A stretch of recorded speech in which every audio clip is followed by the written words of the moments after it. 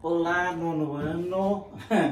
Vamos tentar explanar aqui a nossa aula da manhã. Vocês foram um pouco prejudicados porque foi tudo muito rápido, fizemos 2 aulas, porém concomitante com o 3º ano. Mas eu trouxe aqui, nessa videoaula, um resumo do que a gente viu pela manhã. Então vamos lá? Olha só, a crise do liberalismo. O que foi o liberalismo? O liberalismo, basicamente, o significado desse liberalismo todo é: o mercado se autorregula no liberalismo e o Estado não intervém na economia. Então, você tem o controle de mercado, você tem o próprio controle disso. Liberalismo. Início, 1914, com a Primeira Guerra Mundial. Com a Primeira Guerra Mundial na Europa, olha lá, toda a indústria é voltada para a guerra, ok? Toda a indústria voltada para a guerra, houve então a diminuição do comércio e a economia se fragiliza.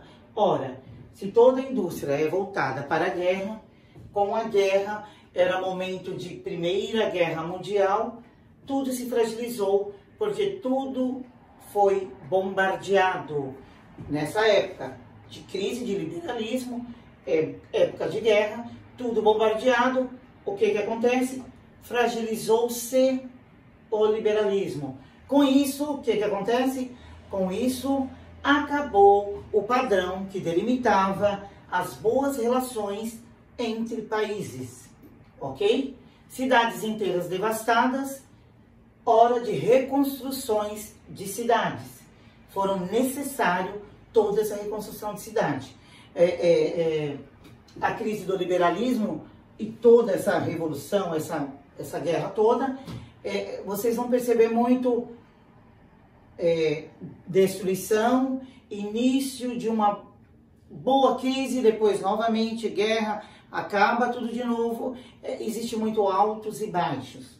Reconstruções das cidades foram necessárias, porém os russos entram na guerra, guerra civil, em defesa do proletariado.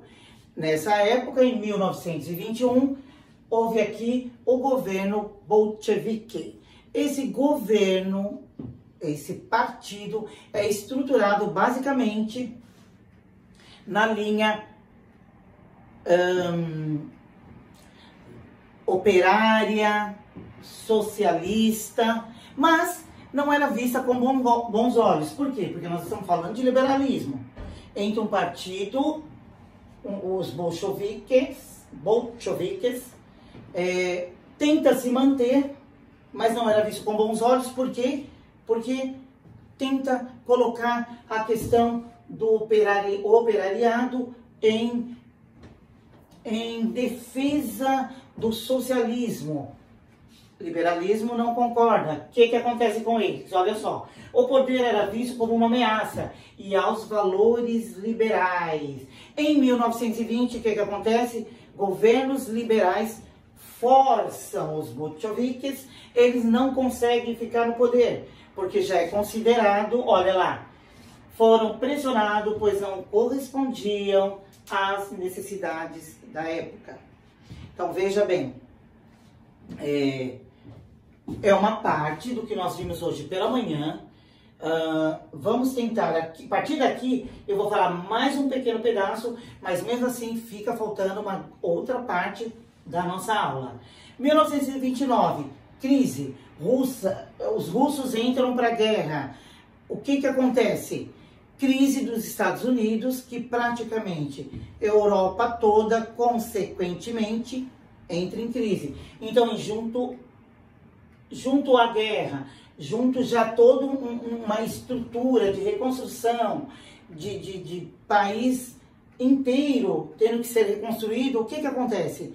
Uma crise se instaura e diretamente a economia europeia cai.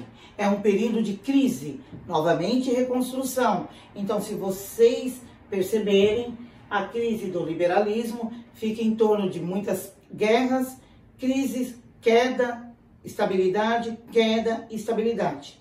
Ao final dessa década, Estados Unidos sofre com a crise. Aí a economia dos países ligados a essa, porque não era um único país, era guerra mundial. Então os países ligados a toda essa guerra, né, sofriam e crises e mais crises aconteciam.